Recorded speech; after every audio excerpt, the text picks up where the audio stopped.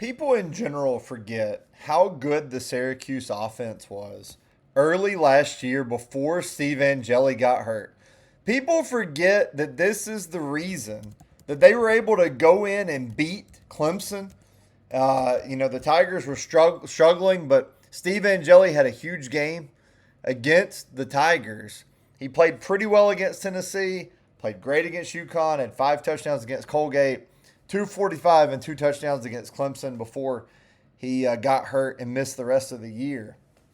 And Syracuse fans are looking forward to this year. ACC football fans should be excited to see him back on the field. But what will it mean for the Orange over the course of an entire season if he can stay healthy?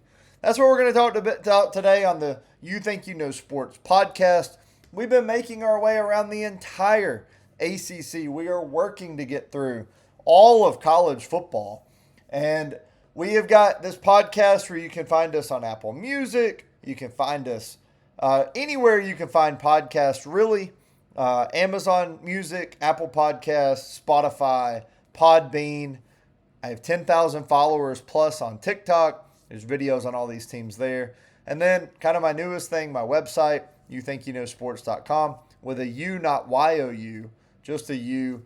You can find out a lot more on these teams. But Steve Angeli was playing great. Syracuse was looking like it was going to be a team to be reckoned with. Last year they were 3-1 after the Clemson upset. And without Angeli, the whole thing just fell apart. They did not win a game the rest of the year. They were absolutely abysmal the rest of the season. Could not find the right mix at quarterback without Angeli. Did not really have a good plan B.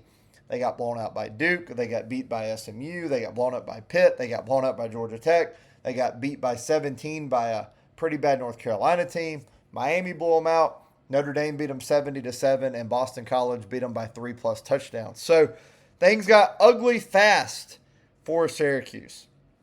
This was an offense that averaged just 16 points per game. They only had 3.3 yards per rush last year. Syracuse was not in the top 100 in any meaningful offensive statistic across the country. That is pretty hard to do. The defense allowed 36 points per game, number 129. They gave up 430 yards per game, number 115. So without a quarterback, you can see how things can get away. Your defense is on the field way too much. Your offense just cannot move the ball enough to, put up enough points to even be competitive, and things get away pretty quickly from you if you're Syracuse. Angeli, why do I love him so much as a quarterback in college football? Not afraid to throw it deep. 13 of 27 on deep balls last year, 436 yards, 5 touchdowns, no picks on those deep balls. PFF defines a deep ball as a pass thrown 20+ yards in the air. He actually threw 2.5 times more deep balls than he did passes behind the line of scrimmage. 27 deep balls, 10 passes behind the line of scrimmage, which is pretty amazing. Look up some of the other top quarterbacks in the country. You're not going to find that. 64% completion percentage in a clean pocket. 60% when he was under pressure. Didn't throw a touchdown or pick under pressure last year. 3 touchdowns and an interception in the games against Clemson and Tennessee, which were neutral and on the road. So didn't even play a big game at home last year. Again, 3-1 with him, 0-8 without him. What are they going to do if he gets hurt again? Well, they brought in Amari Odom from Kennesaw State, who threw the ball deep a ton for the Owls. One of the top 10 most in the country of returning quarterbacks. Malachi Nelson's also coming in, the former 5-star, who just has not been able to figure it out at college football. And then Danny Lauder from Georgetown also has come in. There are only a couple of returning starters. Joe Cruz, Trevion Mack, both offensive linemen for Syracuse, are back. On defense, they bring back 5 guys. But let's stick with the offense for a minute. Elijah Moore has come over from Florida State. He only has 5 catches in 2 seasons, but didn't see the field a lot. Matt Alton from Penn State has come over as well. He has no catches and was a freshman who had just no stats during his freshman year at Penn State. Cole Weaver has come in from Miami, Ohio. He's the one with the most, on-field production, 45 catches 642 yards, and a touchdown. He had 4 catches for 44 yards in the 2 Power 4 games that he played with the Red Hawks last year. Those games were against Wisconsin and Rutgers, and they were the first 2 games of the season. So we'll see if he can play at the Power 4 level and give Angeli a target, or if Moore and Alton end up, being a bigger, playing a bigger role there than what they did at their previous schools. You would expect that. They also have Jawan Johnson from LSU, who had 41 carries last year, 155 yards and 2 touchdowns.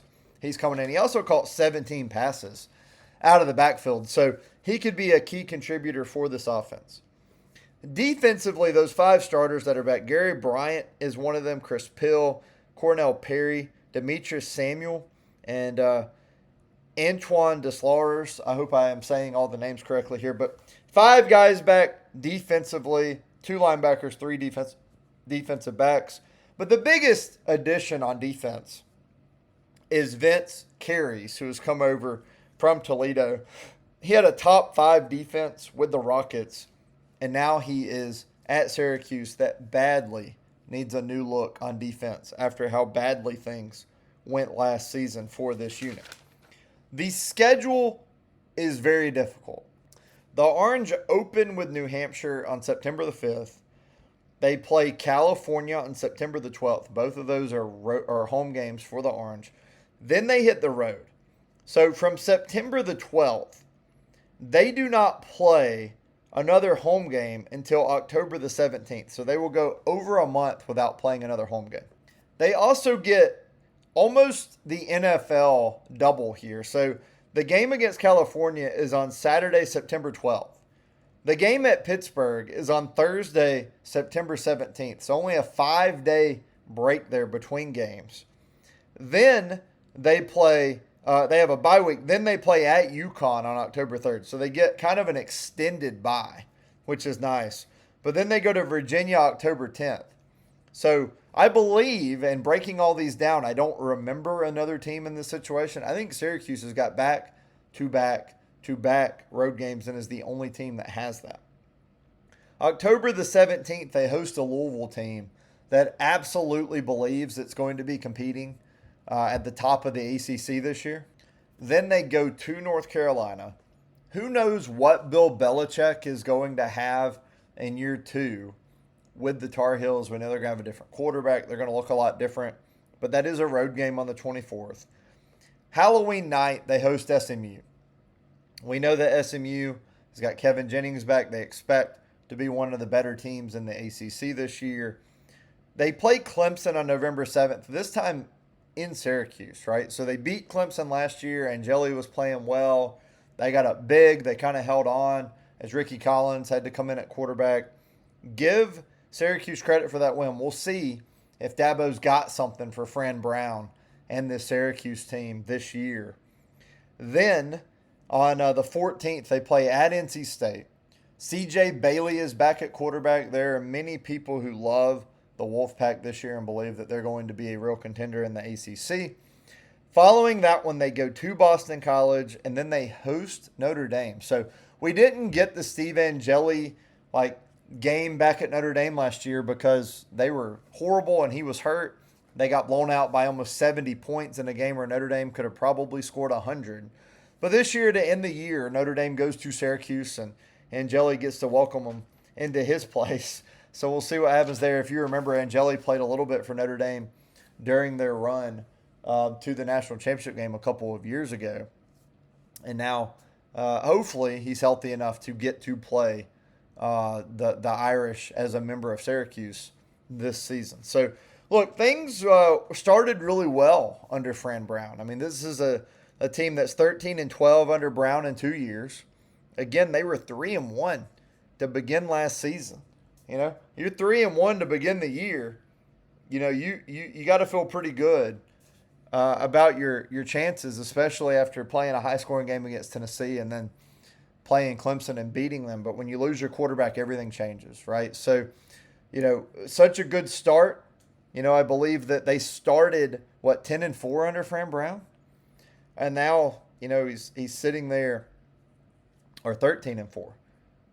right? And now he's sitting there at 13-12 as a head coach. Got to completely rebuild things. Got to work on the defense.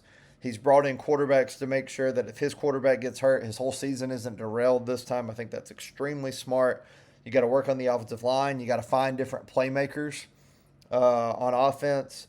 The defense needs to be completely rebuilt. So you bring in Vince Carries to do that from Toledo, where he's had a lot of success in the MAC. We'll see if he's able to have that success at the Power 4 level at Syracuse, where they're going to be playing better athletes, better teams, better programs. But Toledo, listen, they played Kentucky to begin the year last year. I remember watching that game. Toledo plays a lot of good teams year in and year out, and the MAC is not bad in college football. So we'll see if he can bring that same intensity, that same look to Syracuse and have it be successful. I like some of the things that happened here. The one thing that I keep going back to is the schedule with those 3 straight road games, and then it feels like a lot of the games that are at home, or maybe your more difficult games, Notre Dame, SMU, Louisville, they all come to Syracuse. Cal comes to Syracuse. But I have to wonder if that's a good thing or not. If those are the road games and you got the other teams at home, the UConns, the Virginias, the North Carolinas, Boston College, you'd probably be like, okay, I could see them winning a good handful of those. But instead, the games that you would think, okay, maybe they've got a roster advantage, they actually have to go on the road for those games. So we'll see. I'd love to hear from you guys on TikTok, Facebook, Twitter, Blue Sky, anywhere that you can find me. I'm everywhere. Your thoughts on what the Orange are going to be this year with Steve Angeli. You're listening to the You Think You Know Sports podcast. This one completes the ACC. We're about to start going into the American as well as the Big Ten as we break down some other conferences here one by one. Hope you've enjoyed these for the ACC. I hope you'll tell people about this podcast as we continue to grow. It's still brand new. I think this is episode 17. So appreciate all of you guys, and I hope you'll listen in for the next one as we continue to break down all of college football.